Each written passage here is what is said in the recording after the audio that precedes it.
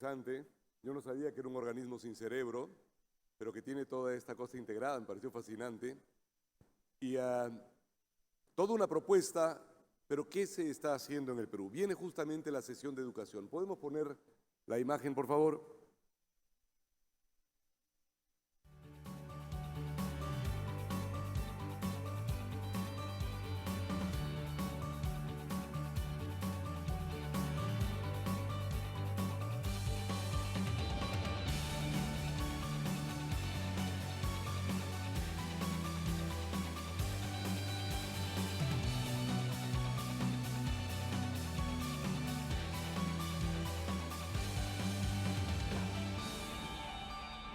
Bien, vamos a tener una sesión muy interesante con un ministro altamente aprobado. Ha recibido una ovación acá cuando Alfredo Torres habló sobre los ministros aprobados esta mañana.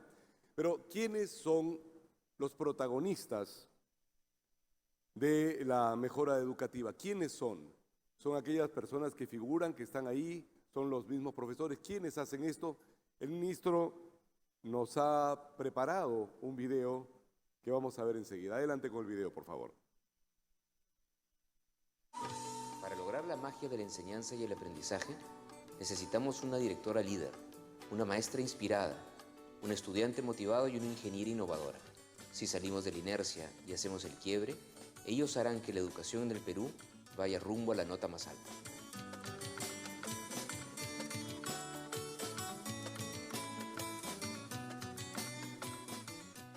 Hola, soy Ana Quiroz, directora del Colegio José Antonio Encinas Franco de Pamplona Alta, en el distrito de San Juan de Miraflores. Mireya Molina, soy ingeniera civil y hoy trabajo en el programa de infraestructura del Ministerio de Educación. Yo soy Ana Carvajal, trabajo en la institución educativa Juana Larco de Danvers del distrito de Miraflores. Hola a todos, mi nombre es Edward, del Colegio Juan Andrés Vivanco Morín, Inate. Yo he tenido oportunidades para hacer otras cosas en mi vida, pero siempre decidí por trabajar en lo que más yo he deseado desde mi infancia. Desde niña jugué a ser maestra.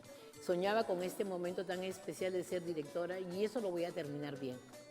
Hoy en el Ministerio de Educación, en infraestructura educativa, siento una gran realización. ¿Por qué? Va a ser que los niños y niñas del Perú tengan una infraestructura de calidad, una educación que garantice el desarrollo de este país. La verdad es que siempre digo que si volviera a nacer, volvería a ser maestra.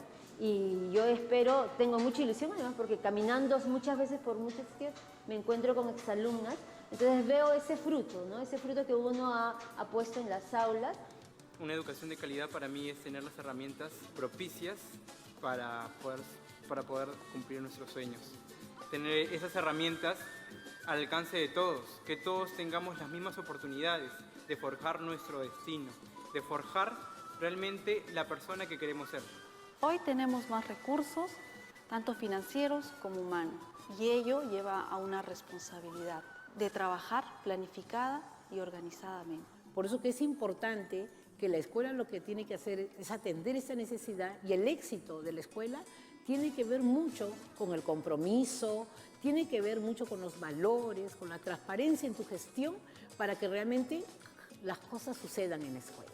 Que las maestras, los maestros tienen una responsabilidad inmensa. La idea es que ellos se sientan que el Estado los está atendiendo. Cuando llega la noticia de que los directores vamos a ser evaluados a través de esa nueva ley, muchas personas tenían mucho miedo de presentarse. Yo lo que hice fue irme tranquila a mi examen, sabiendo que lo que estaba dando es lo que yo hacía diariamente en la escuela.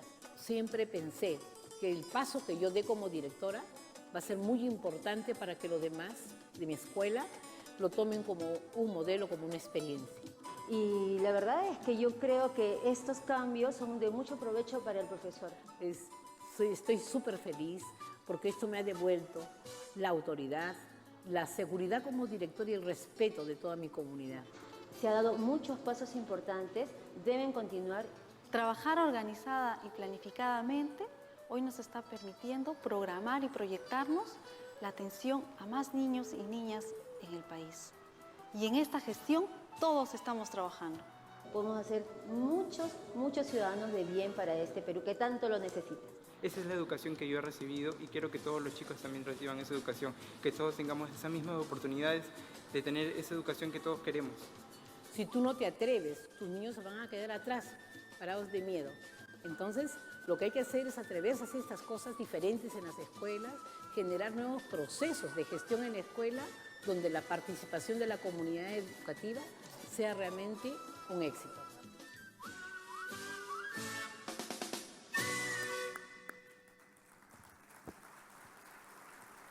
Protagonistas de la mejor educativa no es una persona, no es solamente una cabeza, es un sistema integrado y es el mensaje que nos da el ministro, a quien queremos recibir aquí, Jaime Saavedra, ministro de Educación. Lo recibimos en el escenario, pero lo recibimos también con los protagonistas de la mejor educativa. Ana Quiroz, directora de la institución educativa José Antonio Encinas Franco; Ana Carvajal, profesora de la institución educativa Juan Alarco de Damer; Edward de la Cruz, estudiante de la institución educativa Juan Andrés Vivanco Amorín; y lamentablemente la ingeniera Mireya Molina no ha podido estar hoy día con nosotros porque se siente mal, está enferma. Bienvenidos, muchas gracias, extraordinario el trabajo. Y dejamos con la palabra al ministro de Educación, Jaime Saavedra.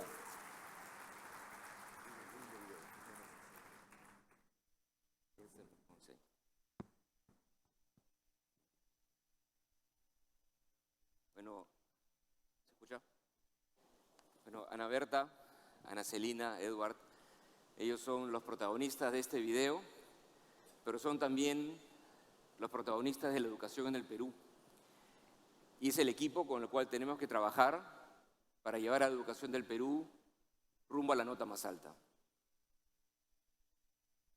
Este año,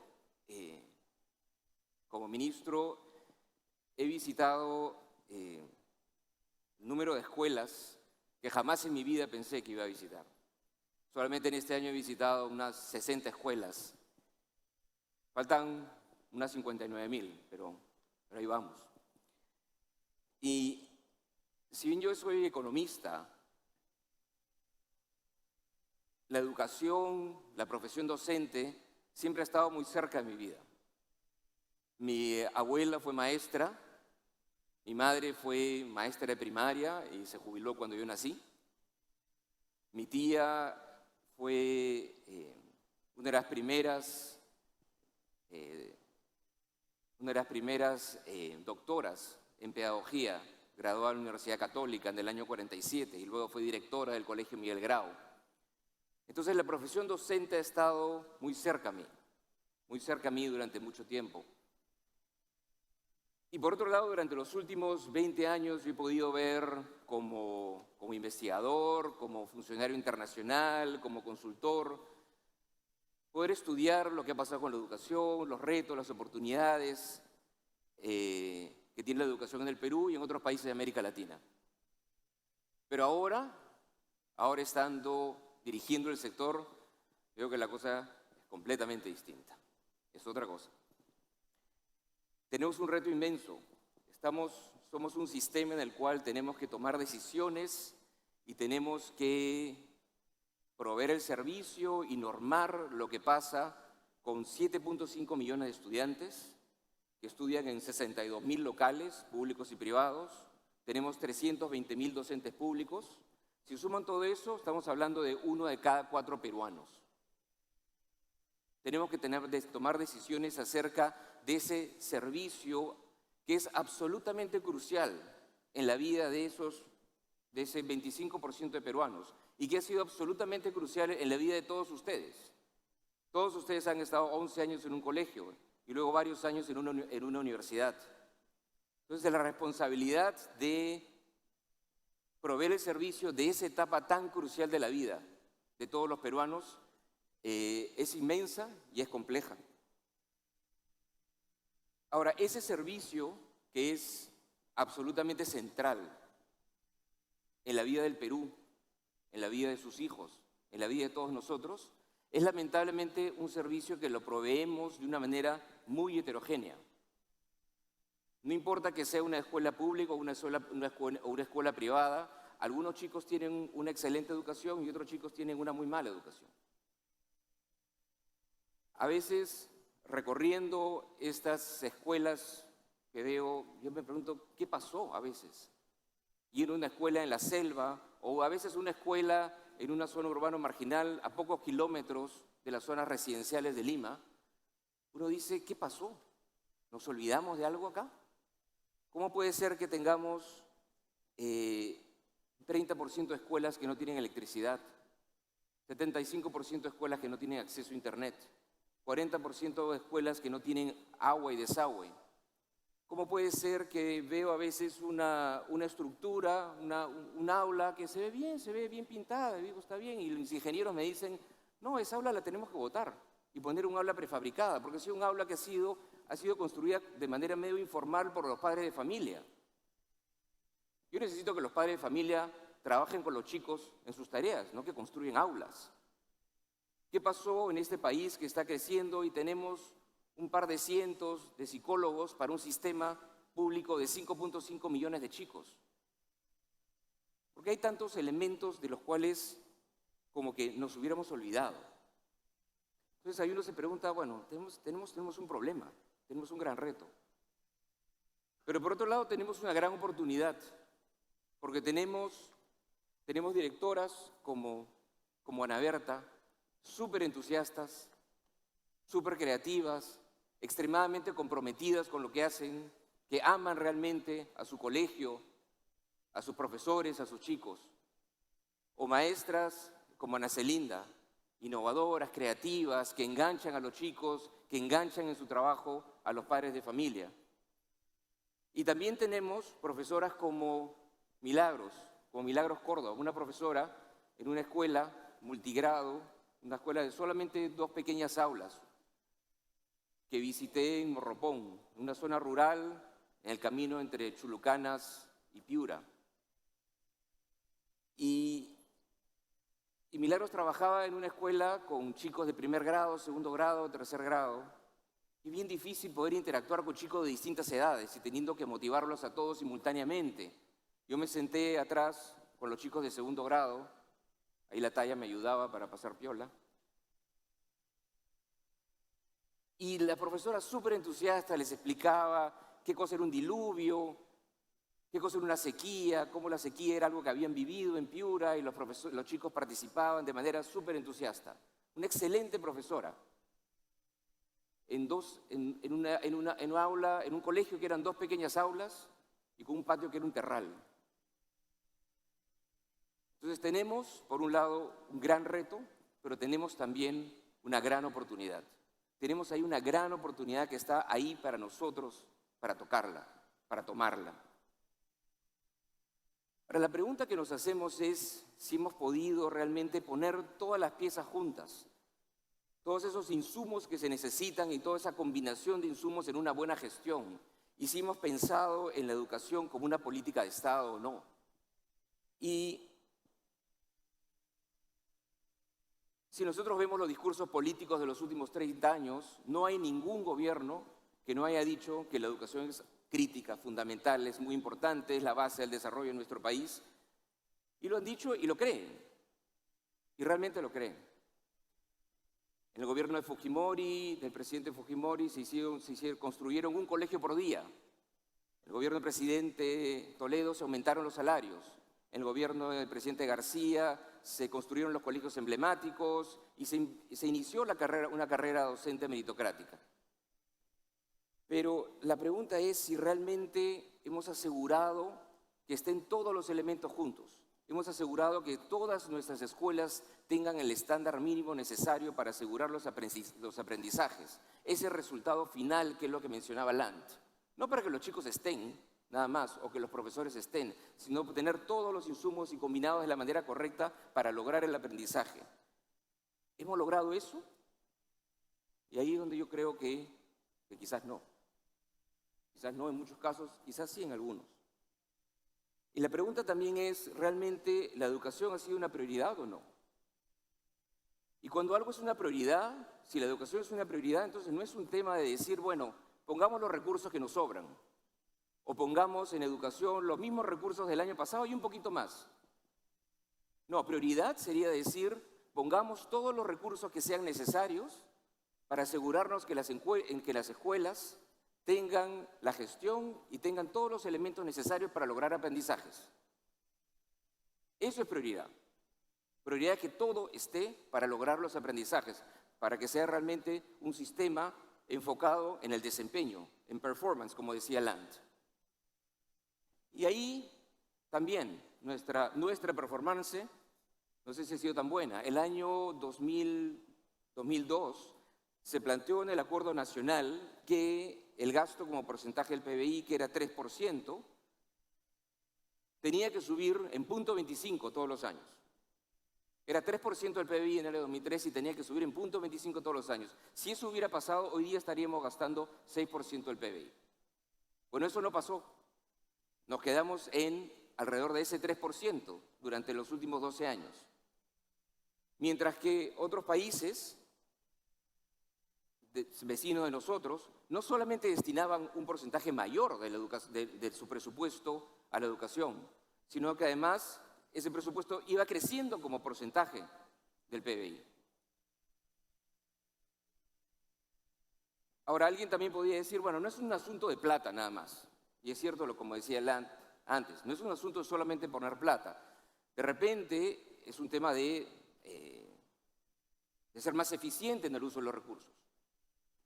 Lo que ustedes tienen ahí en ese gráfico es la relación entre el puntaje de la prueba PISA y el gasto por alumno.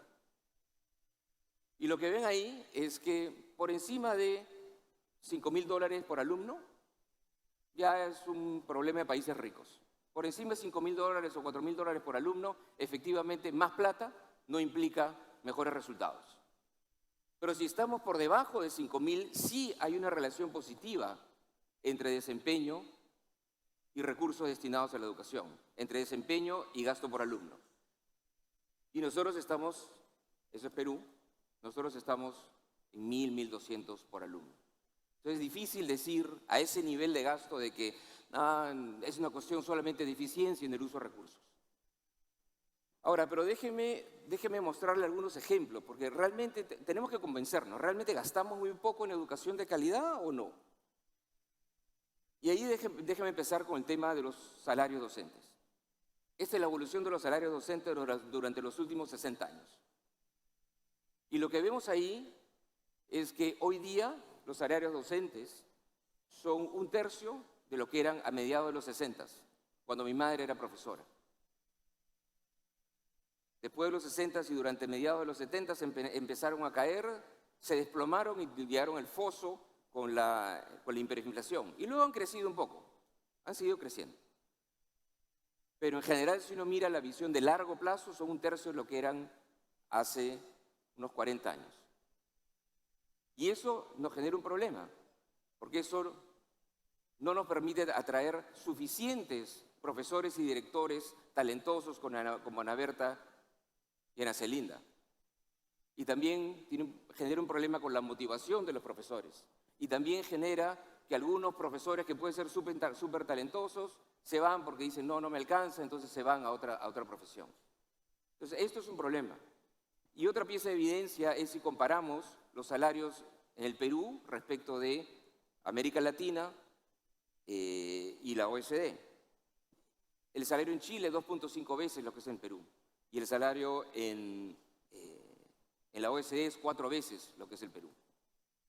Entonces ahí tenemos algo que corregir. Nosotros gastamos 1% del PBI, 1% del PBI en salarios a los docentes. Si quisiéramos llevar más o menos al 1.2, si quisiéramos llevar al promedio de América Latina, eso tendría que subir a 2 puntos del PBI. Otro tema, infraestructura. 15% de nuestras escuelas o aulas requieren sustitución. Un 56% requiere rehabilitación y un 30% requiere operación y mantenimiento. ¿Pero por qué ha pasado esto? ¿Por qué ha pasado esto de que tantas escuelas requieren sustituirse de manera parcial o total y requieren ingentes recursos de rehabilitación? Bueno, ha pasado porque hemos tenido una lógica medio absurda en términos de nuestra inversión en infraestructura. Nosotros construimos un colegio y después nos olvidamos del colegio. Si nosotros construimos un colegio de 10 millones de soles, entonces deberíamos invertir, digamos, un 5% todos los años para cubrir la depreciación y asegurarnos que ese colegio siga operando con el mismo estándar en términos de infraestructura, mobiliario, equipamiento, etcétera, como cuando lo construimos. Entonces tendríamos que gastar unos 500.000 soles en ese colegio todos los años, o unos 400.000 soles, digamos. Bueno, ¿cuánto ponemos en esos colegios? 15.000 soles. Eso es lo que hemos estado dando durante los últimos 2 años en mantenimiento, que bueno, es mejor que antes estábamos en 0. Y el mantenimiento se daba por magia de los directores o porque los padres de familia hacían una colecta y mantenían de alguna manera la escuela. Entonces, con esa lógica, los colegios se han ido deteriorando, hasta que después de 20 años decimos, uy, hay que reconstruirlo. Si nosotros invirtiéramos correctamente en el mantenimiento de nuestras escuelas, tendríamos que estar gastando casi 5.000 millones de soles todos los años, como un 0.6 del PBI.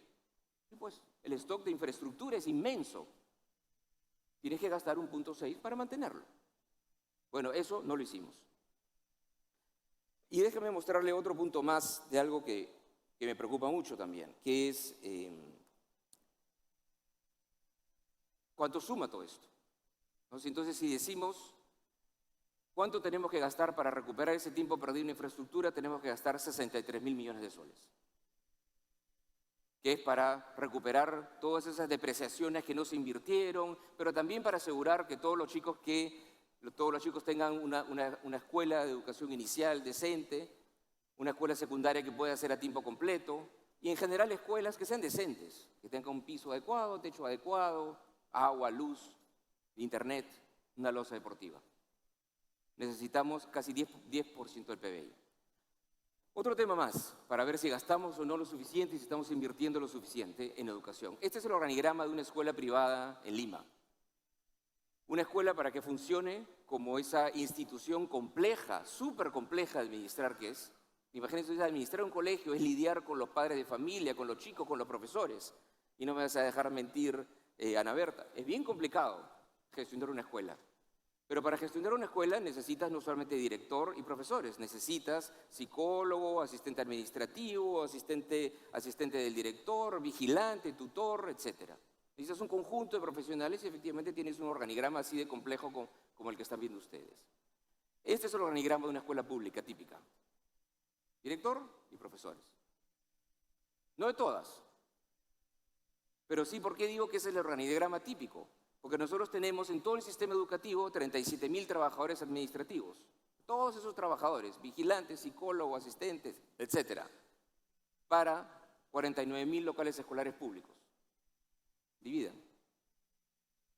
No hay ni uno por escuela. Y como en el Juan Alarco, donde trabaja Ana Celinda, hay varios, es un colegio muy grande. Y en los colegios grandes efectivamente tienen 4, 5, 6 de estos trabajadores administrativos. Tenemos muchísimos colegios que probablemente tienen 0. Entonces no es un asunto que tenemos que aumentar un poquito, en 10%, el número de trabajadores administrativos. No, tenemos que aumentarlo sustancialmente, a través de distintos mecanismos. Pero es otro de esos elementos que tú dices, ¿y acá qué pasó? Nos olvidamos. Entonces, también alguien podría decir, bueno, sí, falta la infraestructura, faltan trabajadores administrativos, nos tenemos que invertir más aquí y allá, pero realmente los aprendizajes están bien. De repente igual estamos logrando buenos resultados. Y esto fue lo que mostró Land. Había una mejora en la comprensión lectora de nuestros estudiantes de segundo grado, ha habido una mejora menos marcada en matemáticas, pero déjeme ajustar ese gráfico y ponerlo en realidad en la escala correcta. Y esa es la escala correcta. La escala correcta es de 0 a 100. 100% de los chicos de segundo grado deberían tener el nivel de razonamiento matemático que le corresponde a su edad. Entonces eso nos muestra que si bien han habido pequeñas mejoras, estamos muy lejos en términos de ese resultado final, en términos del desempeño, en términos de aprendizajes, de lo que tenemos que lograr como país. Ahora, ya esa fue la parte deprimente del asunto. ¿Qué hacer y qué estamos haciendo? Nosotros tenemos que trabajar con una directora líder, tenemos que trabajar con una maestra creativa, con un alumno motivado como Edward, con una ingeniera innovadora, como Mireia. Y tenemos que trabajar con todos estos personajes porque lo que necesitamos es justamente un enfoque integral que nos permita tener una ruta de inversión y de gestión, de tal manera que podemos tener en todas las escuelas todos los elementos necesarios para que se dé justamente esa magia que es la interacción entre maestro y alumno. Esa magia de la interacción entre maestro y alumno, eso es el aprendizaje. Y lo que tenemos que tener es todos los recursos, todos los elementos necesarios para que esa interacción se dé. Si no, no vamos a tener aprendizajes, que es el resultado final que estamos buscando.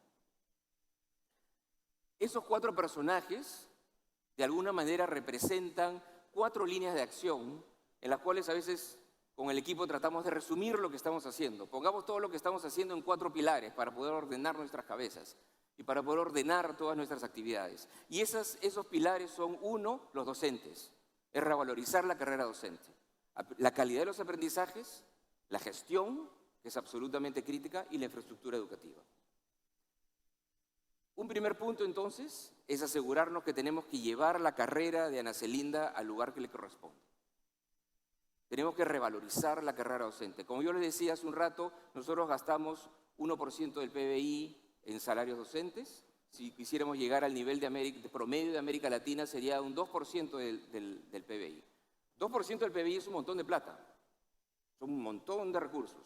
Pero por otro lado, uno puede pensar, destinar 2% de nuestros ingresos en compensar el trabajo de aquellas personas que tienen en sus manos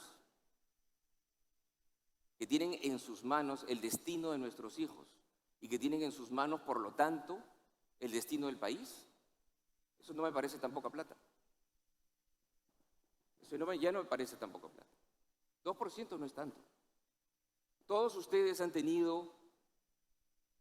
todos hemos tenido algún maestro, 1 o 2 maestros que realmente nos han motivado, que en algún momento de nuestra vida escolar o de nuestra vida universitaria dijeron algo que nos hizo cambiar nuestras ambiciones, dijeron algo que nos hizo pensar distinto, dijeron algo que hizo que valoráramos la vida y que definiera nuestros destinos. Todos tenemos un profesor que nos marcó.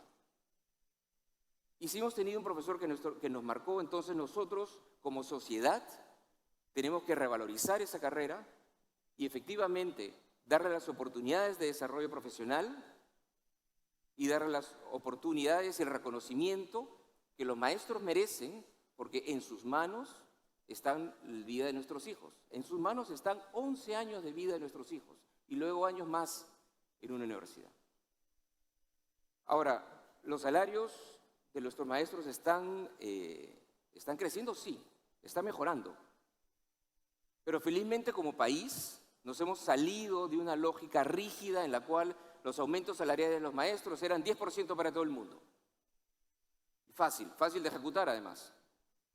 No, ahora tenemos una lógica en la cual los incrementos salariales y las mejoras y los ascensos y las mejoras en el desarrollo profesional de los maestros son en función a su mérito y a su desempeño. Cuando se dio el 2 de agosto, se dio una prueba de ascenso en la cual participaron 130.000 maestros, fueron evaluados 130.000 maestros, y de esos 130.000 maestros, 25.000 tuvieron un ascenso. Y esos 25.000 que han tenido un ascenso han tenido un incremento salarial en promedio de 40%. No ha sido el mismo para todos, porque ha dependido de su desempeño, pero en promedio ha sido 40%. Y en el verano va a haber otra prueba.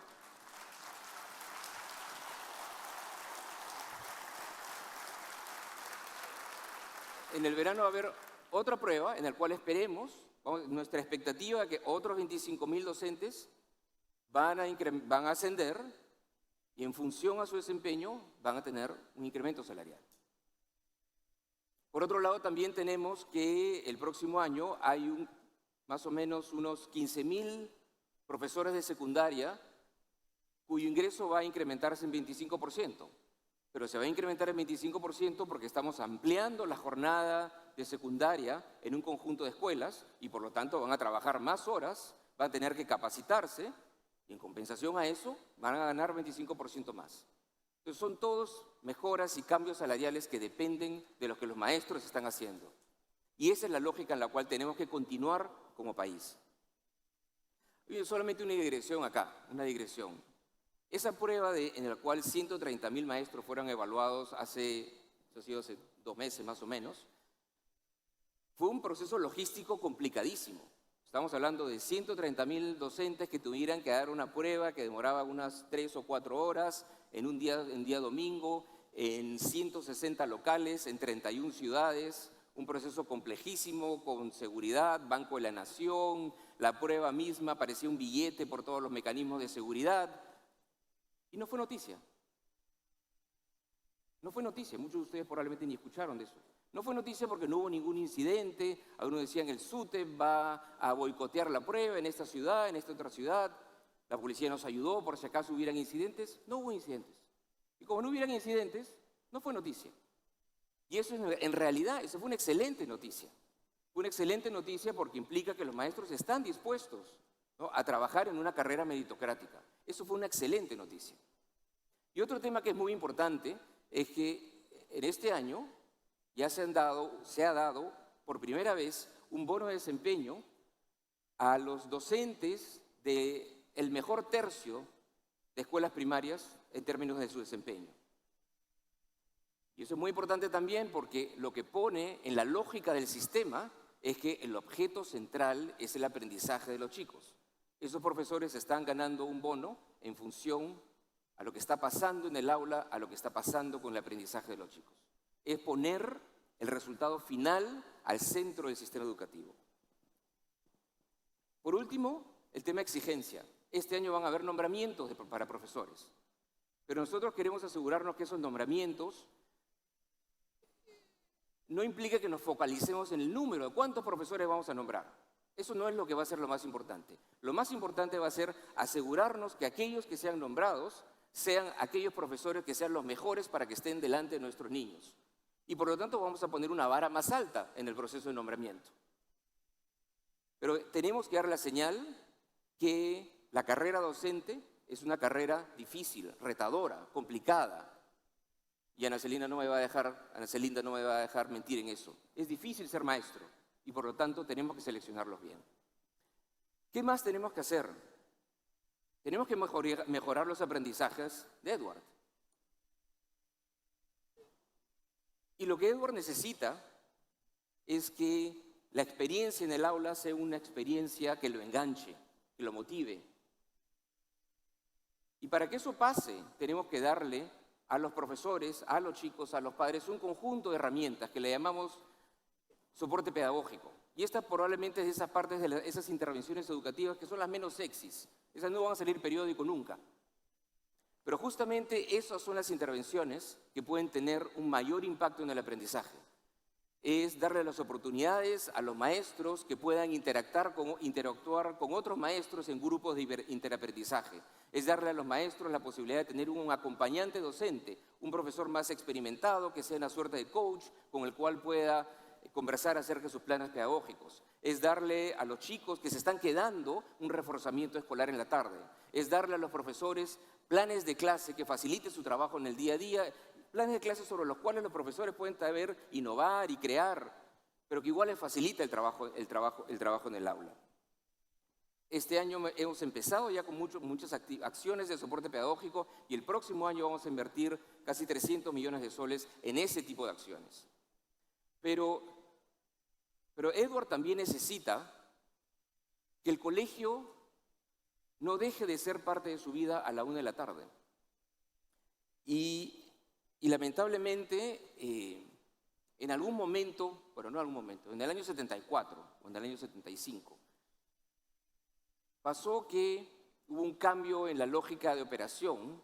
Hasta ese año, los chicos que estaban en una gran unidad escolar estaban en el colegio en la mañana, luego se iban, regresaban en la tarde y venían los sábados. Y el colegio era parte de sus vidas durante casi todo el día. A mediados de los 70 se dijo, bueno, hay que masificar la educación, hay una demanda social por educación que hay que atender, pero la manera como se hizo fue, bueno, entonces que los chicos se vayan a la 1 de la tarde porque viene el siguiente turno, se van a las 6 de la tarde porque viene el siguiente turno, y así masificamos la educación. Y ahí fue uno de esos momentos en que los países hacen un trade-off entre cantidad y calidad. Eso tiene que cambiar. Nosotros tenemos que regresar a una jornada completa en la cual el colegio no desaparezca de la vida del chico a la 1 de la tarde. Que no desaparezca de la vida de Edward a la 1 de la tarde. Y lo que vamos a hacer, ya está en la ruta, ya están anunciados cuáles son los colegios, van a ser 1000 colegios que ya se están acondicionando para que tengan clases hasta las 3 de la tarde, pasas de 35 a 45 horas lectivas. El colegio sigue disponible en la tarde para esos chicos, para actividades extracurriculares, pero no solamente es un tema de más horas, sino es un tema de un modelo pedagógico distinto. Un modelo pedagógico en que se va a incidir más en matemáticas, en tecnología de información, en inglés, y en el cual en la tarde el chico puede llevar otras actividades extracurriculares, también incidiendo más en algunas cosas que han sido medio abandonadas, como la formación para el trabajo y la tutoría y la orientación. Necesitamos también avanzar en más colegios de alto rendimiento. Tenemos nosotros la experiencia del colegio mayor, en el cual le damos a los chicos más talentosos, ¿no?, una currícula mucho más exigente, que les permita desplegar justamente todo ese talento. Pero un colegio es una anécdota.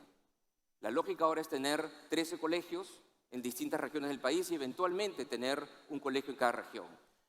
Y Edward también necesita ser ciudadano del mundo. Y para ser ciudadano del mundo necesita saber inglés. El presidente me preguntó hace un par de meses, bueno, ¿cómo estamos en el asunto de inglés? ¿Cómo vamos a hacer para que todos los chicos sean bilingües lo más rápido posible? Me regresé, hablamos con el equipo, analizamos cómo estaba la enseñanza del inglés, tenemos 2 horas, que es casi lo mismo que nada, y analizamos también qué pasaba con nuestros países vecinos. Y vimos cuáles son los países vecinos que tenían política nacional de enseñanza de idiomas extranjeros. Brasil, Colombia, Chile, México, Argentina, check. Perú no tenía. A partir del próximo año, entonces, iniciamos una ruta que esperamos que se universalice unos 6 años. Nos va a demorar, porque tenemos que invertir en profesores. Pero eso es una inversión crítica para nuestros chicos. Necesitamos facilitar la gestión de Ana Berta. Asegurarnos que ella sea una líder de su escuela, una líder pedagógica y una líder en gestión. Ya cuando ha sido Berta hace unos 3 semanas, y tuvimos ya la evaluación que nos permitió ratificar a 3000 directores, incluyendo a Ana Berta. Y esos directores van a tener un proceso de aprendizaje continuo, un curso de inducción y luego mayor capacitación en gestión. Y tenemos que darle a esos directores herramientas para que realmente sean actores autónomos.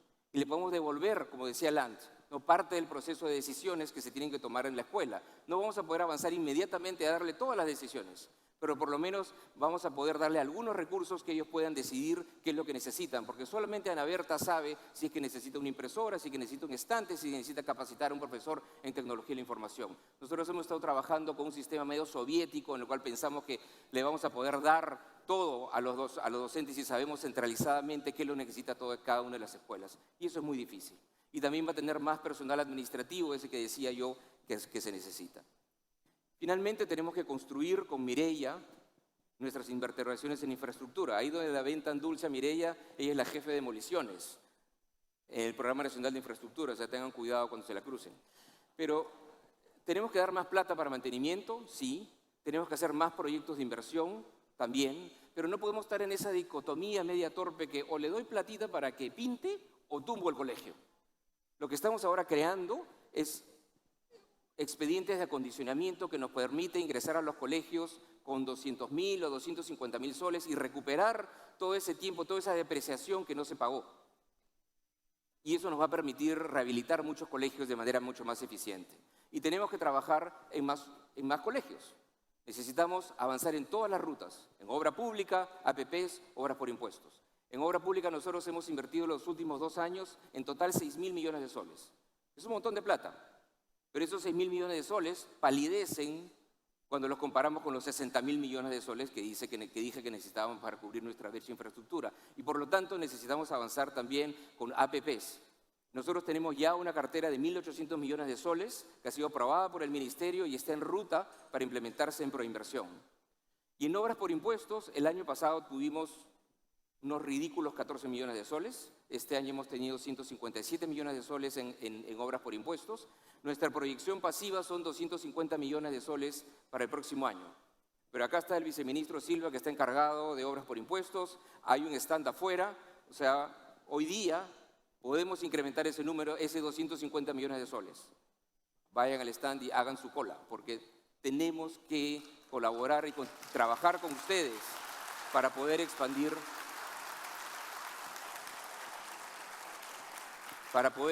el gasto en infraestructura a la velocidad que necesitamos. Déjenme cerrar porque ya hace rato que esa cosa está en rojo, diciendo lo siguiente. A mí no me queda duda que necesitamos invertir más en educación, pero, como decía antes también, más plata no asegura nada. Lo que nosotros necesitamos es un cambio de expectativas, es un cambio de ambiciones. Necesitamos asegurarnos que todos nuestros colegios tengan un estándar mínimo en términos de su funcionamiento. Necesitamos un director que tenga poder de decisión, que sea un líder pedagógico y que sea un líder que asigne recursos. Necesitamos maestros motivados, necesitamos infraestructura, necesitamos soporte pedagógico, necesitamos una burocracia intermedia que realmente sea un soporte de los colegios. Necesitamos en ese sentido salir de la inercia y entrar a una lógica de excelencia, porque la excelencia se puede lograr en un sistema educativo como el peruano. Y necesitamos excelencia para los 62.000 escuelas públicas y privadas, para los 7.5 millones de chicos que están en educación básica y para ese millón de chicos que están en la universidad y en los institutos tecnológicos. Alguien me dijo en algún momento cuando iniciaba la gestión que el rol del ministerio era velar por la educación de los chicos que estaban en la educación pública. Eso es un craso error, es un craso error.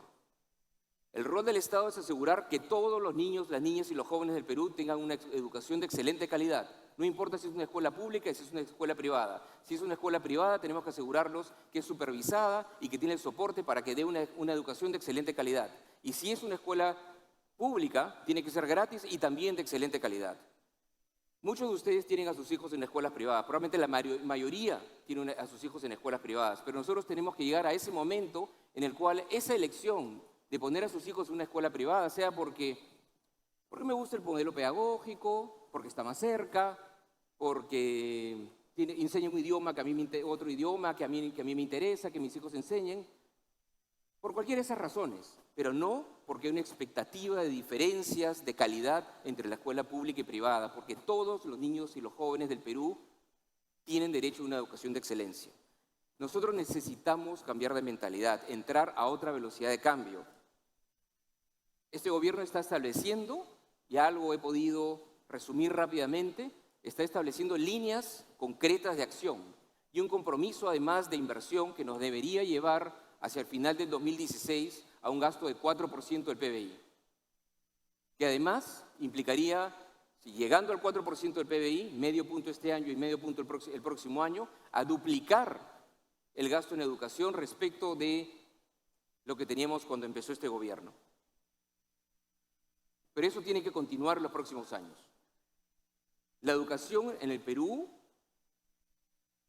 puede ser y va a ser excelente, pero requiere el compromiso de ustedes desde la actividad privada, requiere de partidos políticos apostando por la educación como una política de Estado, requiere de gobiernos regionales comprometidos con la educación, como ha sido el caso Moquegua, que hablaré en un rato, requiere de padres involucrados en la educación de sus hijos y requiere de un Estado trabajando. Eso se lo debemos a nuestros niños, a nuestras niñas y a los jóvenes del Perú. Muchas gracias.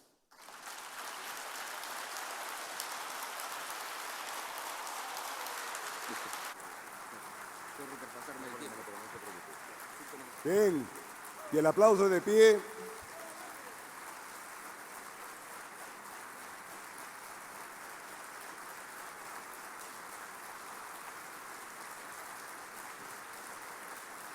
Una ovación de pie para el ministro de Educación. Es una de las formas de compromiso del empresariado peruano para el sector más importante para llevar el Perú a ser un país del primer mundo. Vamos a tomar la foto oficial de justamente los protagonistas de la mejora educativa. Le vamos a pedir al ministro que por favor se quede con nosotros. Tomamos una foto para ellos son los protagonistas de la mejora educativa. No se podría hacer una mejora educativa si todos los sectores que intervienen en la educación no están juntos y comunicándose entre sí. Agradecemos la presencia aquí en el escenario de Ana Quirós, de Ana Carvajal y de Edward de la Cruz. Gracias por haber venido y por aportar con su presencia y su trabajo a la educación del Perú. Y vamos a invitar para la sesión de educación a dos personas. Martín Vizcarra, presidente de la región Tacna, y Patricia del Río, quien va a conducir la sesión. Dejamos en la palabra, ministro, no se vaya, por favor. No nos deje. Y Martín Vizcarra, a quien dejamos inmediatamente con la palabra.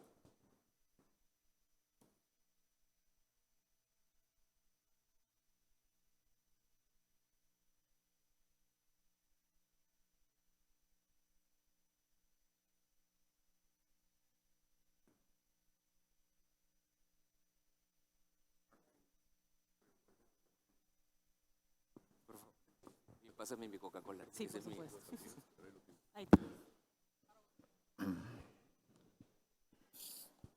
Muy buenos días.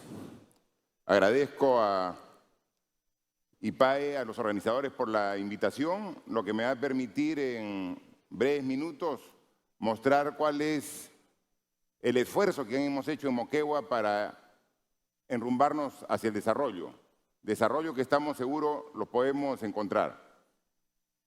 Yo quisiera manifestar que para hablar de educación nos invitaron hace aproximadamente 6 meses a un importante foro en Ciudad de México, donde a nivel de toda Latinoamérica se discutía las acciones que hacían los gobiernos nacionales y subnacionales para mejorar en los sectores sociales. Y a nosotros nos llenó de orgullo que para el tema de educación analizaron el caso de 3 regiones o estados: Sao Paulo, Córdoba y de Moquegua. Asistimos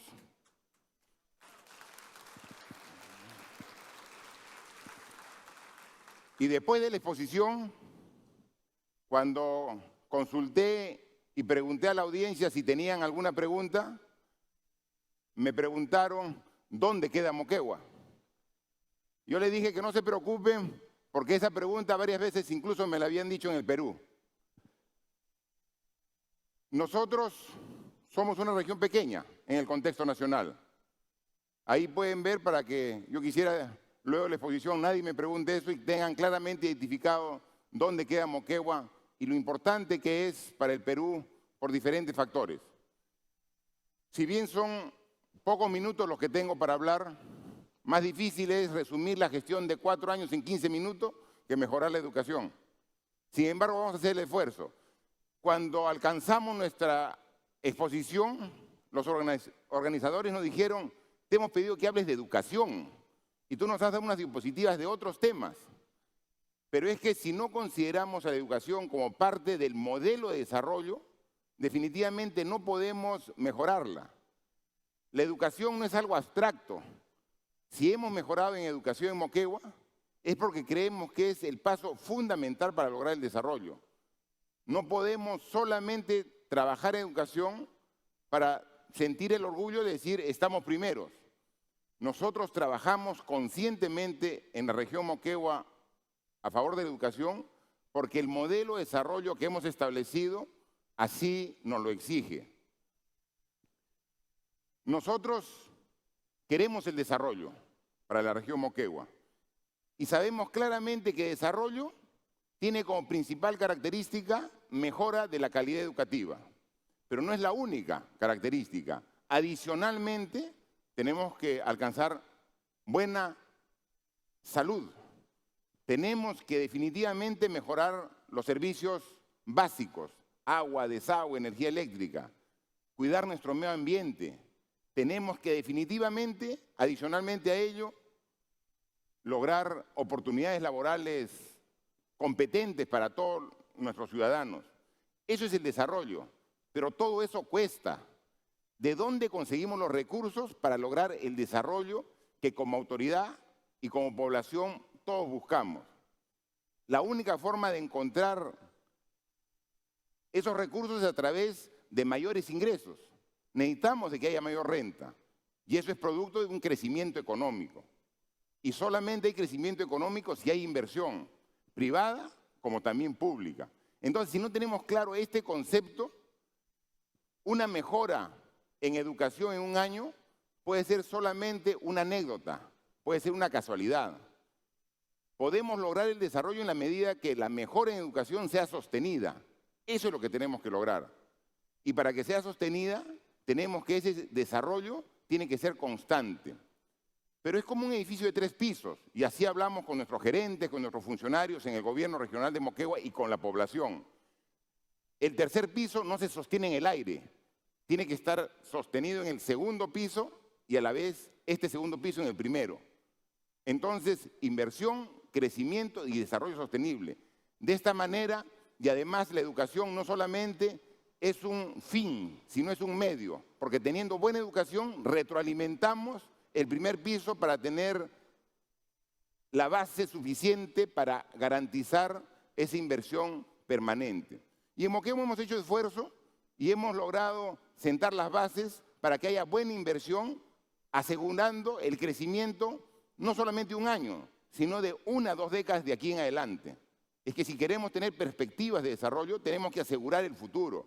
Y para eso, en todos los sectores, minería, agricultura, energía, industria, comercio, hemos hecho esfuerzo trabajando con la empresa privada, trabajando con el gobierno nacional de generar las condiciones de desarrollo. Y ahí tenemos, con inversiones importantes que se están dando. Y a pesar de que eso todavía está en proceso, tenemos como resultado que este primer piso ya ha dado un buen resultado en el segundo piso de crecimiento económico. El año 2013, que ha generado preocupación en los analistas, porque el Perú ha crecido solamente el 5%, cuando teníamos acostumbrados a crecimiento de 7, 8%, la región Moquegua en el análisis de crecimiento por regiones es la segunda que ha crecido con 13%. Entonces, esto es lo que nos permite tener los ingresos para hacer sostenible la mejora de la educación y no tener la duda como tuvo la ex ministra de Educación, la señora Patricia Salas, que cuando en 2011 tuvimos por primera vez el primer lugar en educación, yo vine a visitarla al ministerio, acá a Lima, todo emocionado para que me felicite, me dijo, ¿y si ha sido suerte? Yo para creerte tienes que mantener tu primer lugar. Y lo hicimos un segundo año y cuando vine a demostrarle después del tercer año de que habíamos mantenido una tendencia, ya la habían cambiado del cargo. Sin embargo, todo eso ya genera buenos indicadores económicos. En Moquegua no solamente estamos trabajando bien en educación, porque cuando yo camino y algún funcionario, algún empresario me dice, oye, qué bien educación, gracias, porque la educación es lo más importante, pero no solamente educación.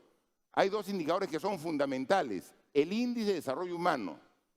Naciones Unidas a través del PNUD ha determinado cuál es el índice de desarrollo humano este año de todas las provincias del Perú. Y las ha ordenado en orden de mayor índice a menor índice y nos hemos dado con la sorpresa, la grata sorpresa, que de las 20 provincias del Perú que tienen el mayor índice de desarrollo humano, las 2 primeros lugares son de la región Moquegua, la provincia de Hilo y la provincia de Mariscal Nieto. Nuestro objetivo ahora es lograr cerrar las brechas, porque la tercera provincia, la provincia de Sánchez Cerro Alto Andina, está en el puesto número 65. Tenemos que lograr que entre primero al ranking de las 20 primeras y luego, cómo no, estar juntas, porque desarrollo también es equidad. Y otro índice fundamental es el de competitividad, porque competitividad es el resultado de una matriz de 41 indicadores. Y también se ha podido apreciar que en competitividad, en el último análisis que ha hecho tanto el Consejo Nacional de Competitividad como el Instituto Peruano de Economía, determina que Moquegua es hoy la segunda región más competitiva del Perú. Entonces, no es un factor, no es un indicador, es la suma de indicadores porque es el esfuerzo que nos hemos puesto todos los moqueguanos para encontrar nuestro desarrollo. Entonces, este es el contexto de modelo de desarrollo. Ahora, con la mitad del tiempo que me queda, vamos a hablar exclusivamente de educación. ¿Cuáles son las condiciones para el éxito educativo?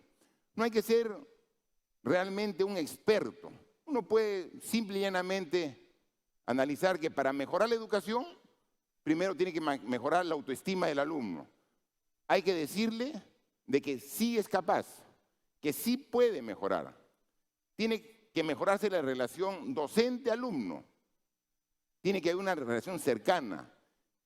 Tenemos que cerrar las brechas. No solamente podemos poner nuestro esfuerzo en las zonas urbanas, olvidando las zonas rurales. Y donde se tiene que dar educación bilingüe, hay que darla. Tenemos que comprometer a los padres de familia. Tenemos igualmente mejorar infraestructura, tenemos que atender las necesidades del docente. Eso es obvio, eso lo sabemos cualquiera, pero ¿cómo se hace? Entonces tenemos que definir ya un modelo de gestión en educación que es exactamente lo mismo que con tanta claridad nos ha explicado el ministro de Educación, don Jaime Saavedra. Lo único que esas cosas que son tan lógicas hay que hacerlas. Y para eso tenemos que mejorar la capacitación del docente. Tenemos que adicionalmente aumentar presupuesto. Si bien dicen que el presupuesto, no solamente con presupuesto se mejora la educación, lo que sí es definitivamente que sin presupuesto no va a mejorar la educación. O sea, dar presupuesto para este sector de por sí no garantiza una mejora. Pero sin embargo, no dar presupuesto sí garantiza que no va a mejorar el sector. Entonces, en Moquegua, el presupuesto público regional ha destinado el 30% para el sector. Entonces, ya basta de discursos y hay que entrar a acciones concretas. Queremos mejorar la educación en nuestra región, del presupuesto regional, el 30%.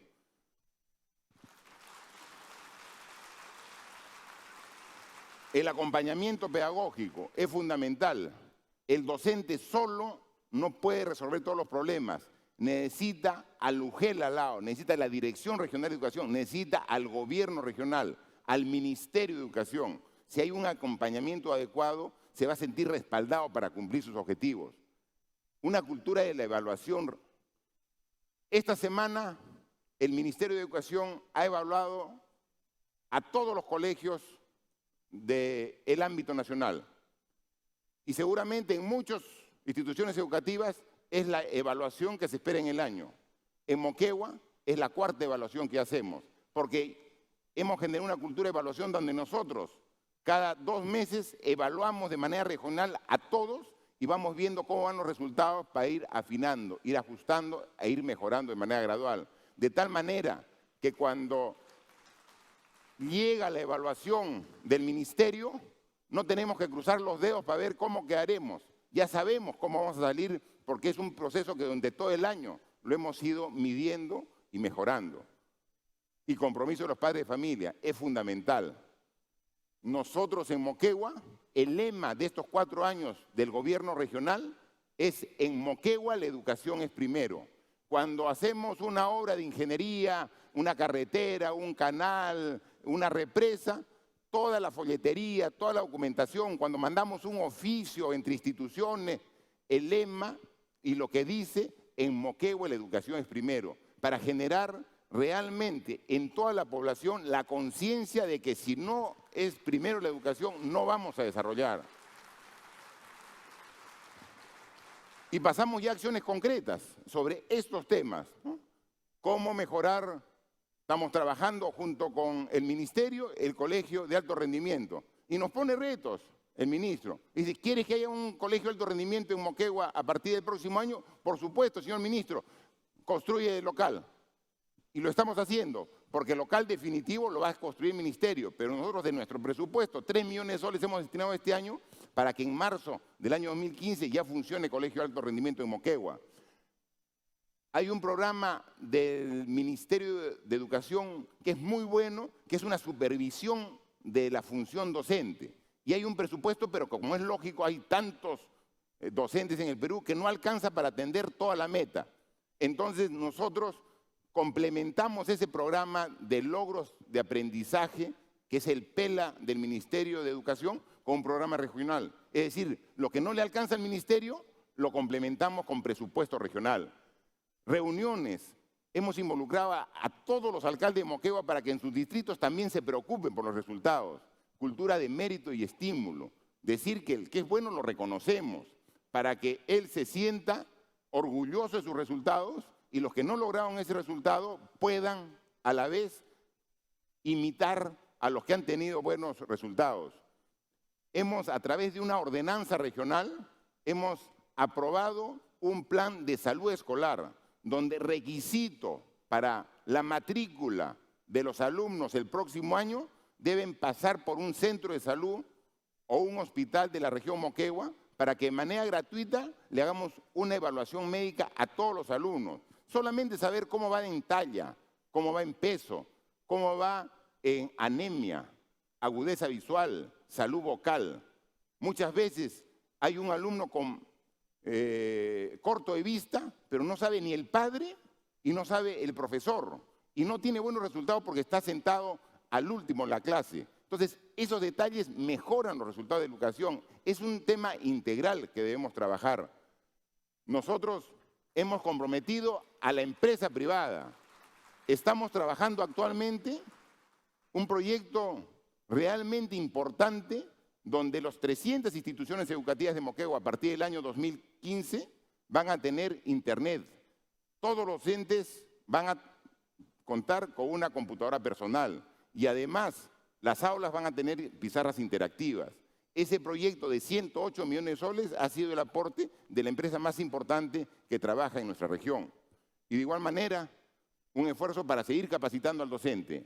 Becas, 600 becas de maestría van a tener los docentes de Moquegua el próximo año, están completamente financiadas, un convenio empresa privada, universidad y ministerio para que mejore la calidad de los docentes de nuestra región.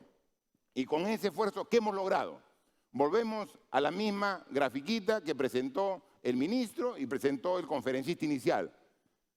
En la línea roja podemos apreciar cuál es la performance de la educación nacional. 2007 al 2013, 33% de niños en promedio en el Perú tienen competencias adecuadas en comprensión lectora. La línea blanca son los resultados de la región Moquegua. Puede notarse claramente la diferencia. Más del doble o alrededor del doble de niños de Moquegua, 64% tienen la competencia adecuada en comprensión lectora. Pero un tema adicional que se puede notar de esta gráfica, si trazamos una horizontal del nivel en que se encuentra el promedio de la educación actual nacional, vemos que en 5 años en Moquegua teníamos menores resultados que a nivel nacional. Entonces, cuando uno dice que invertir en educación es una inversión de muy largo plazo, que hay que esperar resultados de acá 15, 20 años, es mentira. Si es que hay una inversión y si es que hay un compromiso de todos, en 5 años, ¿cómo se pueden mejorar los resultados? Y lo mismo es en lógico-matemática. Tenemos los resultados en línea roja, el promedio nacional, en línea blanca, el promedio de Moquegua. Y para que vean que no es un tema de casualidad, es porque trabajamos en función de metas y objetivos. Así como hemos llegado, 2014, en comunicación, comprensión lectora, la meta es 69, al 2016 el 80% de niños de Moquegua deben tener buen desempeño en comprensión lectora y el 55% en lógico-matemática. Es un tema claro de metas, objetivos y voluntad de trabajo. Para concluir, manifestar una anécdota. Jaime Saavedra, ministro de Educación, está aproximadamente 1 año en el cargo. Al tercer mes que estuvo, en el mes de febrero, salieron los resultados de la evaluación del año 2013. Y ahí él apreció de que la región Moquegua, por tercer año consecutivo, tenía el primer lugar en las 2 materias, matemática y comprensión lectora. Nos comunicamos y me dijo, quiero ir a Moquegua para ver qué están haciendo, para haber tenido estos resultados. Yo le dije, señor ministro, lo espero, agradezco que venga, pero no se va a decepcionar porque no estamos haciendo nada extraordinario. Y él fue. Me llamó la atención su esfuerzo y detalle en el análisis. En Moquegua, en estos 4 años que soy presidente regional, han ido cantidad de ministros. Pero los ministros llegan y no terminan de llegar y ya están viendo la hora de regresar a Lima. Y lo primero que preguntan es, ¿no hay un avión más temprano? ¿No?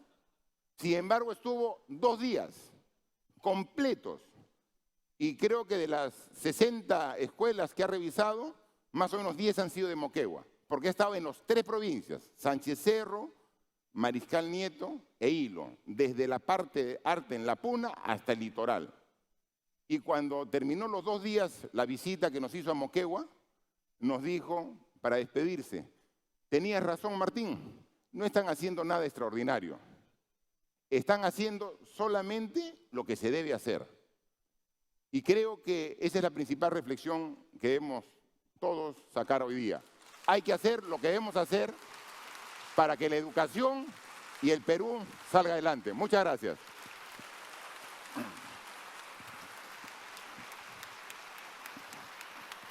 Gracias, Jaime.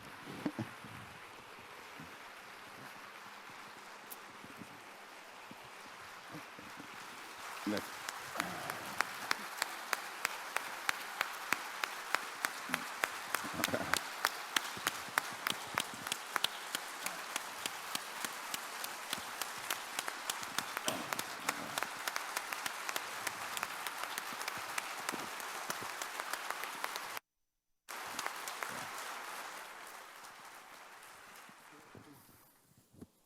Bueno, muchas gracias. ¿Se escucha? Sí.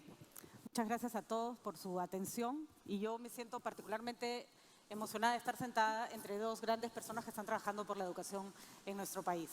Debo decir una cosa antes de empezar esta conversación, y es que Martín, el presidente regional, no ha contado una cosa que me contó porque tuvimos la oportunidad de compartir movilidad para venir a Paracas. Su señora se llama Maribel, es profesora de inicial en un colegio público. No se escucha. Lo hace por absoluta convicción y porque ama la educación. Ha sido evaluada recientemente en el proceso del Ministerio de Educación, ha sido ascendida, obtuvo el primer puesto en evaluación. Así que creo que ese es un buen ejemplo de por qué al señor Martín Vizquerra, que es ingeniero, le interesa tanto la educación. Porque de alguna manera no se ha desentendido su familia de lo que está pasando con la educación en nuestro país. Y ese es un reto que como sociedad nos tenemos que plantear todos. Así que empezamos la conversación, yo tengo preguntas del público y empiezo planteándole al ministro Saavedra un tema fundamental.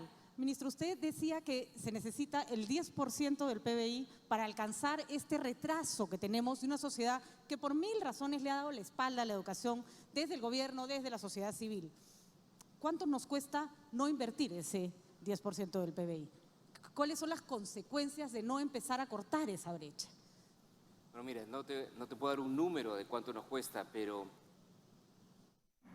nosotros hemos estado y estamos todavía, por más de los baches macroeconómicos, entrando a un proceso de franco desarrollo y de crecimiento. Pero si no hacemos un cambio radical en educación en términos de tomarnos en serio los retos, ¿no? Y entrar a otra aceleración. Nosotros necesitamos que a nivel de todo el país se vean esas curvas más empinadas que mostraba Martín. Si eso no pasa, ese proceso de mejoras, ese proceso de crecimiento y ese proceso de desarrollo simplemente se va a parar. Porque uno de los factores fundamentales, ¿no? del crecimiento es las capacidades que tiene la gente. Entonces, si es que no pasamos a ese otro estadio de desarrollo, simplemente no vamos a poder graduarnos ¿no?, en términos de pasar a un país de ingreso medio. El punto central, como se ha mostrado en distintas intervenciones aquí en el CADE, es aumentar la productividad. Si lo queremos ver solamente desde el punto de vista más económico, más frío, no es incrementar la productividad. Y eso solamente va a pasar si es que hacemos un cambio fundamental en la calidad de nuestra educación básica y en la calidad de nuestra educación superior y en la calidad de nuestra educación superior tecnológica, ¿no? En todos esos, en los tres niveles, ¿no?, hay momentos en que uno dice, como mencionaba yo, ¿qué pasó acá? ¿De qué nos olvidamos? ¿No? Entonces, el camino por recorrer es largo en todos los niveles educativos, pero simplemente si no lo hacemos, este proceso de crecimiento se va a parar. Y no se va a parar por los commodities, no se va a parar por el estímulo fiscal, no. Se va a parar simplemente, ¿no?, porque no vamos a poder tener la capacidad, ¿no?, de producir más, que es lo que implica, que es lo que nos lleva a mayor bienestar para todos los peruanos. Lan Pinchet nos hablaba de que tenemos más o menos 3.000 alumnos en el Perú capaces de trabajar por el Perú. Estoy segura que muchos de esos 3.000 alumnos vienen de Moquegua, ¿no es cierto?, los que han alcanzado los estándares internacionales. Presidente, yo le quería hacer esta pregunta porque hay en ciertas ocasiones a determinados sectores de la educación en el Perú se les da por perdidos. Es como las escuelas rurales, por ejemplo, o lugares donde se considera que ya los alumnos no van a mejorar, que se necesita demasiado tiempo. ¿Cuál ha sido la experiencia en Moquegua? Porque me imagino que no todas las localidades enfrentaban los mismos retos. Usted me ponía un ejemplo de Sánchez Cerro, que iban últimos en el promedio regional y que han logrado mejorar. Sí, realmente trabajar a favor de la educación es completamente diferente en la ciudad que en el campo, ¿no? Ahí es mucho más fácil, los niños están mejor alimentados, tienen acceso a medios de salud, en fin. Entonces, cuando nosotros vimos los resultados del año 2010, que fueron la base para nosotros para trabajar nuestra gestión de 4 años que empezó el 2011, nos dimos cuenta de que si bien Moquegua rápidamente toma el primer lugar en el 2011, había una gran brecha entre Hilo, Moquegua, que estaba muy similar, y Sánchez Cerro, que estaba rezagado. Entonces, este reto yo se lo transmití a los alcaldes, ¿no? Yo los convoqué a los 11 alcaldes de esa provincia y le dije, mira, 2 noticias, una buena y una mala. Moquegua ha logrado el primer lugar a nivel nacional en educación. Perfecto, todos contentos. La mala, Sánchez Cerro está muy atrasado. Entonces, ¿qué tenemos que hacer? Ver qué se ha hecho en Hilo, Marijá Nieto para comenzar a tratar de enseñar. Pero había una predisposición por aprender y ganas por mejorar. ¿Cómo es el trabajo con las autoridades locales? Porque la articulación de la que nos hablaba en la exposición inicial es fundamental. No se puede trabajar solo en este caso. Es que si el director de colegio, si los docentes ven que la primera autoridad, el alcalde, se interesa por la educación, van a comenzar a poner más esfuerzo. Pero además, muchas veces se generan problemas que son de muy fácil solución, pero esa solución no está al alcance del director. Entonces, que no haya agua potable en el colegio, porque se malograron los servicios higiénicos. El director no los puede arreglar, pero si viene el alcalde, con el presupuesto que tiene es muy simple hacerlo, pero solamente se va a enterar si va al colegio, ¿no? Entonces, cuando nosotros motivamos y le dimos el reto, yo quiero que para el próximo año se mantener el primer lugar, pero acortar la brecha. Fue tal nuestra sorpresa que al siguiente año nos pasaron y comenzamos realmente a tener resultados sorprendentes también en el campo rural. Así que es un mito, tema entonces, de voluntad y de compromiso. Que la educación no puede mejorar en el sector rural, por ejemplo. Es ¿no? que yo pienso de que todo es necesario, todo es importante, pero el compromiso, el deseo, la voluntad es por lo menos el 50% del factor de la mejora de educación. Ese es un punto muy importante. Es un buen punto. Ese es un punto crítico, porque cuando yo le decía a Martín, cuando había visitado, bueno, ¿qué se ha hecho? Realmente como que no se ha hecho nada nuevo, sino hacer las cosas bien. Es que, y como decía Lan, un tema es recursos, efectivamente, se necesitan más recursos, pero la mitad de la ecuación es actitud. ¿No? Si tienes un presidente regional que le dice al director regional, que le dice a los directores de las UGELs y que le dice a los alcaldes que ustedes se tienen que preocupar por la educación, que se tienen que asegurarse que los maestros efectivamente siempre vayan a clases, particularmente particularmente en zonas rurales. Un presidente regional que le dice, ¿tú quieres hacer un feriado local porque es el día de la Virgen de no sé cuántos? Bueno, haz tu feriado, pero entonces tienes que ir el sábado a clases. Y una cosa que no mencionaba Martín, la directora regional, antes de ser directora regional, era directora de un colegio. Y esa directora de un colegio estaba preocupadísima porque los padres de familia no iban a las reuniones de padres de familia. Entonces, ¿qué hizo esta directora, una directora de escuela? ¿Qué hizo? Lo denunció a la fiscalía. Lo denunció a la fiscalía por abandono, porque eso, yo no sé quiénes son los papás de estos chicos. Entonces lo denunció a todos. Entonces, en lugar de llegar a una notificación del colegio, le llegó una notificación de la fiscalía. Y entonces los padres de familia fueron. Pero ¿qué es lo que tienes ahí entonces? Es una directora motivada. Esa directora no tenía que hacer eso. Eso no está en sus términos de referencia, no está en la norma directiva del ministerio. Y esa motivación es crítica. ¿Es posible, ministro, crear una sinergia? Es decir, que ese entusiasmo que tiene el presidente regional, que tiene la profesora, empiece a contagiarse en la región. Me contaba el presidente regional de Moquegua cuando veníamos, que cuando él llegó a Lima para estudiar en la universidad, Ferrando usaba a los moqueguanos para decir que eran unos ociosos y decía que hasta los perros ladraban echados en Moquegua. Dicen pues que el traje típico de Moquegua es el pijama, ¿no? Así una broma que se hace al respecto y nada como una fiesta moqueguana. Sin embargo, usted ha roto el mito rapidísimo, presidente. Y efectivamente, nosotros es un tema de preocupación en las escuelas el bullying, ¿no? Yo comentaba de que nosotros hemos sufrido el bullying toda la región, ¿no? O sea, nos hacían bullying a todos los moqueguanos, ¿no? Pero creo que en 4 años hemos demostrado de lo que somos capaces. Ahora, cuando mejoramos en educación, en competitividad, tenemos los mejores índices de crecimiento, las mejores características en desnutrición, todo. Entonces, cuando dice, oye, eso no lo hace una persona o una comunidad que no trabaje, que no sea dedicada, que no sea responsable, ¿no? Entonces, antes las referencias de Moquegua eran negativas. A partir de ahora, todas las referencias son positivas, ¿no? Y nos ha cambiado también el estado de ánimo, la autoestima nuestra está alta y tengan la seguridad que no vamos a regresar de ninguna manera a la situación anterior. Los perros ahora ladran parados. No, y ahora todos se paran saltando ahora. Usted no ha decidido, y miren que es importante, el presidente regional de Moquegua no ha ido a la reelección porque fue promesa de su campaña no hacerlo. Por supuesto nos parece una pésima noticia a nosotros y seguro que a todo Moquegua, pero cumplió con su palabra. ¿Cuán sostenible es este proceso iniciado en su periodo para la gestión que continúa? Quizás una voluntad primero de la autoridad o de la institución se ha convertido en una voluntad de toda la población. Ahora todos en Moquegua tienen absolutamente claro en el consciente y en el subconsciente que en Moquegua la educación es primero.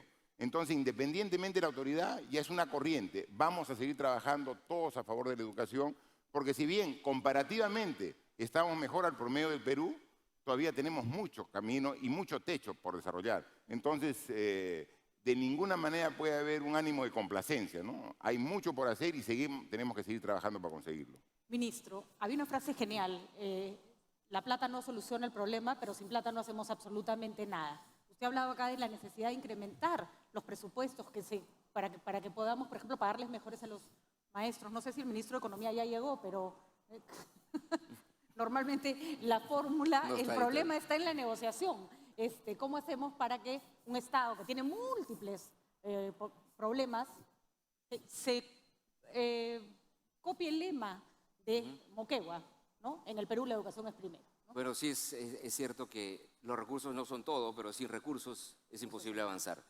Y las necesidades son inmensas, ¿no? Siempre se puede mejorar, mejorando, ¿no? Siendo más eficiente, pero a los niveles en los que estamos en términos de la calidad de nuestra infraestructura, los niveles en los que estamos en términos de los salarios y la compensación a los maestros y un conjunto de recursos que se necesiten para que las escuelas tengan todas un mínimo estándar, ¿no? Estamos muy lejos de donde debemos estar. Solamente disculpe la interrupción, con menos de esos estándares ni siquiera podemos aspirar a tener resultados mínimamente decentes. Es extremadamente difícil. 3% estamos realmente a la saga de toda América Latina. Entonces, eso tiene que ir subiendo paulatinamente. Eso han sido discusiones, pero ha habido muchísimo apoyo desde el punto de vista del Ejecutivo, con el ministro Castilla antes y con el ministro Segura. Efectivamente, se logró ese 0.5%, y es correcto, además, avanzarlo poco a poco. Porque sí es cierto que educación es un sector que tradicionalmente no ha gastado bien. Entonces, nosotros tenemos que asegurarnos que aceitamos esa maquinaria de gasto.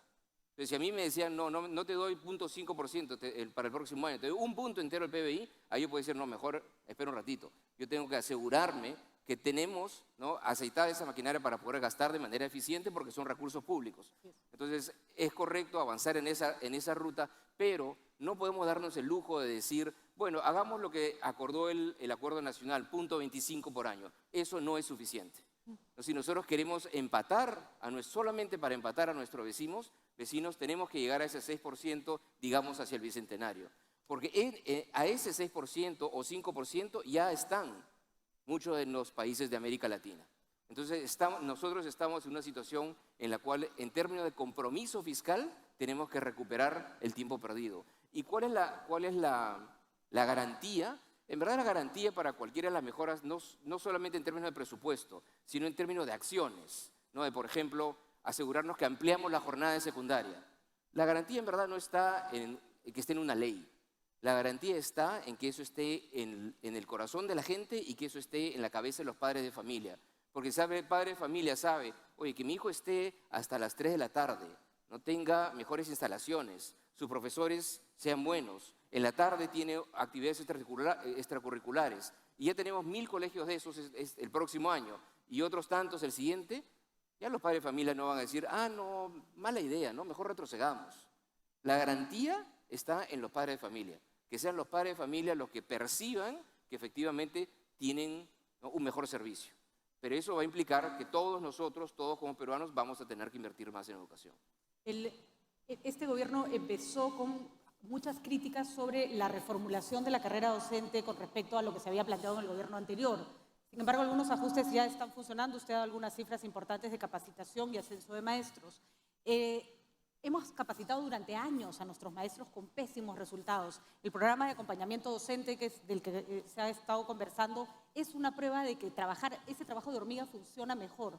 ¿Cómo está su repercusión a nivel nacional, digamos?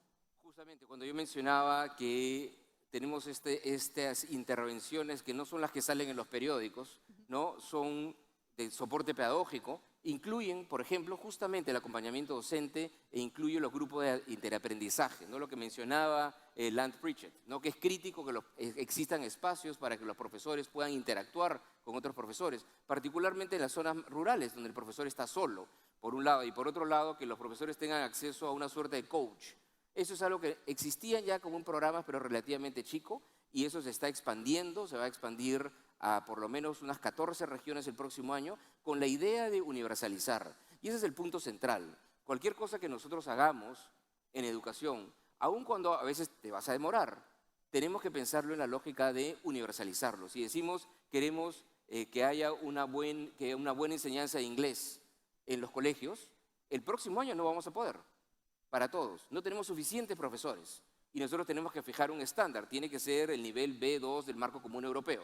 Ese es el estándar que queremos para los chicos. ¿Lo vamos a poder lograr en todas las escuelas el próximo año? No, pero sí lo podemos lograr en 6 años si tenemos un plan.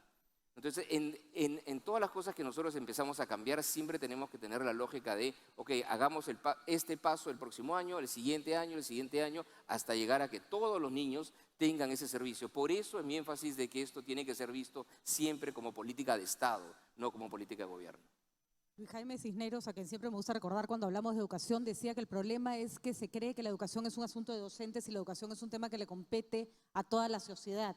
Y casi cualquier cambio que haces en la sociedad puede repercutir en una mejor educación para los alumnos. Yo quería, para cerrar esta conversación que ha sido estimulante y muy importante, que el presidente regional de Moquegua nos cuente el plan que tiene para mantener algo de lo que hablaba el ministro en su exposición, las escuelas bien mantenidas, digamos, que empiecen todos los años los chicos lleguen al colegio con carpetas en buen estado, aulas en buen estado, porque realmente lo que van a escuchar es interesante, sería bueno que lo compartiera. Mire, todo alumno tiene derecho de estudiar en un ambiente con buena infraestructura, buen equipamiento.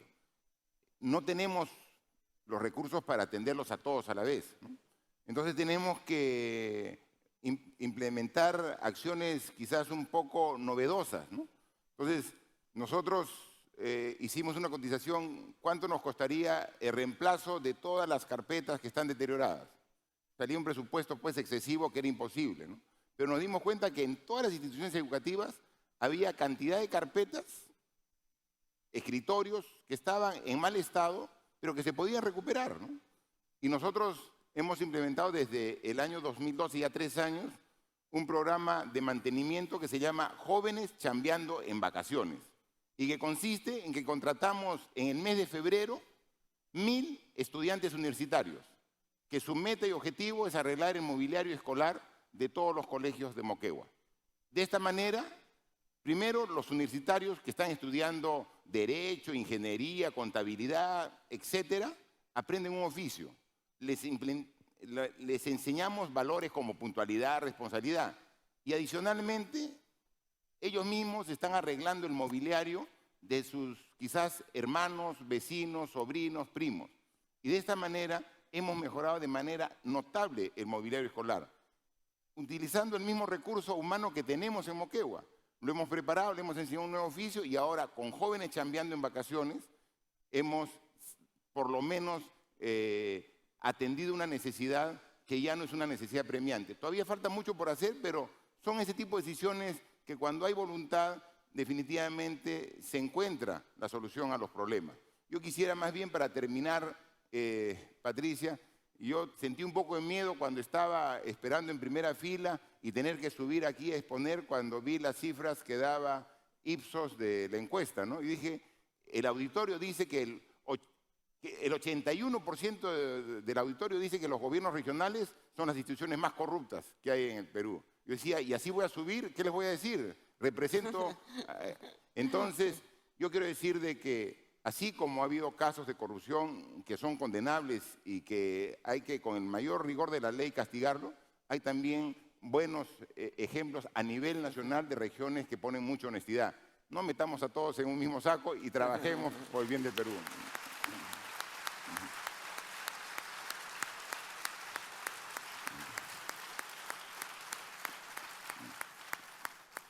Ministro, por supuesto que todos estamos esperando que usted se quede ministro hasta el final de este gobierno. Si se puede quedar para siempre también nos parecerá genial. ¿Cuáles son? ¿Cuál es la meta más próxima? Con esto cerramos. La meta más próxima que tiene el Ministerio de Educación, que va a ser tangible y que puede ser mostrada a la población. Yo creo que hay dos hitos, ¿no? Uno es consolidar hacia el 2016 algunas de las rutas que se han planteado, ¿no?, en términos de implementación de una carrera docente meritocrática, que yo creo que ahí es bien importante mencionar que es algo que venía del gobierno anterior, ¿no? La primera etapa de una carrera meritocrática empezó con el gobierno anterior, ¿no? Se hicieron cambios con la ley, hubieron algunas discrepancias en términos de detalles de implementación, pero la misma lógica, ¿no?, de asegurarnos que tenemos una carrera en la cual las oportunidades de desarrollo profesional y los ascensos sean en función al mérito y en función al aprendizaje de los chicos. Eso empezó antes, se ha continuado y yo creo que podemos ahí empezar a pensar que efectivamente es una política sin retorno, es una política de Estado. Pero hay otro conjunto de intervenciones en las que se tiene que avanzar de manera más inteligente en la parte de infraestructura, como estábamos hablando, abriendo una gama de opciones para poder invertir más rápido, como mencionábamos, a través de obras públicas y de APPs, y un conjunto de intervenciones, como por ejemplo asegurarnos que se amplía la jornada escolar, con otras intervenciones como el tema de becas, ¿no? Beca 18 y los programas de Pronavec son realmente otro ejemplo de excelencia en el sector público. Pronavec ha ganado un ISO 9001 por la calidad, ¿no?, de sus procesos. Entonces, esa es otra muestra que la excelencia en el sector público es posible. Entonces, esos son ejemplos de líneas de acción que tienen que continuar. Entonces, para mí un primer hito es la consolidación de que eso efectivamente, esa ruta más acelerada, no se mantenga después del 2016. Y yo creo que el otro punto en el cual nosotros como país podíamos fijar como un hito es el Bicentenario. ¿No? Es el 2021, en el cual muchas de estas acciones nosotros podemos decir ya deberían ser universales, ¿no? Que esa jornada completa sea para todos los chicos del país, ¿no? Que el inglés esté en todas las escuelas, que el acompañamiento docente, que se llegó al 100% en Moquegua, pero tenemos que llegar a 100% en el Perú, no en Moquegua. Entonces, yo creo que ese es un hito en el cual ahí vamos a poder ver que podemos ya pensar en una gestión, en un sistema que esté mejor gestionado. Y un último punto ahí que es muy importante, que no solamente son los inputs, ¿no? Sino que también es la lógica de gestión del sector. Y que en ese 2021 también podamos decir que todos nuestros directores de escuelas, ¿no? hayan sido bien seleccionados, hayan sido capacitados y sean realmente líderes pedagógicos y los asignadores de recursos a nivel local en sus escuelas. Bueno, yo solo quiero, para terminar, decir una cosa que me parece importante. A mi derecha está una persona que ha venido trabajando en silencio por la educación de su región y ha logrado resultados insospechados en escaso tiempo. Si creemos que necesitamos 50 años para mejorar la educación, Moquegua los mejoró en 4. Sí se puede. Y a mi izquierda tengo a un ministro que no solo ha visto cómo se trabaja en Moquegua, sino que ha tenido, creo que el tino de hacer algo que yo no sabía que había ocurrido, de darle las palmas magisteriales al presidente regional de Moquegua en Grava Mauta. Creo que si hay alguien que se enteró el día de hoy qué era lo que estaba pasando en Moquegua y cómo estaba pasando, todos tenemos que empezar a sentirnos un poco mal, porque sí, podemos ver el vaso medio lleno y podemos creer que la educación en el Perú es un desastre, pero también podemos ver a gente que trabaja como las estrellas que necesitamos para que la educación mejore. Yo no sé ustedes, yo me voy con esperanza, la educación puede mejorar y un aplauso para los que están trabajando por ello. Muchas gracias. Muchas gracias, Patricia del Río. Gracias especiales a Jaime Saavedra, ministro de Educación, Martín Vizcarra, presidente de la región Moquegua. Una cosa, estamos viendo que el Perú vaya a ser un país del primer mundo. Con gente como Martín y como Jaime, estoy seguro que lo podemos lograr en muy poco tiempo. Señores, viene la conferencia de prensa del ministro de Educación y de Martín Vizcarra. Aparte de ello, por favor, devuelvan los audífonos ahora para que después no haya problemas y nos vemos a las 12:20. 12:20 estamos acá de nuevo para comenzar la sesión sobre infraestructura. Muchas gracias. Tenemos media hora exactamente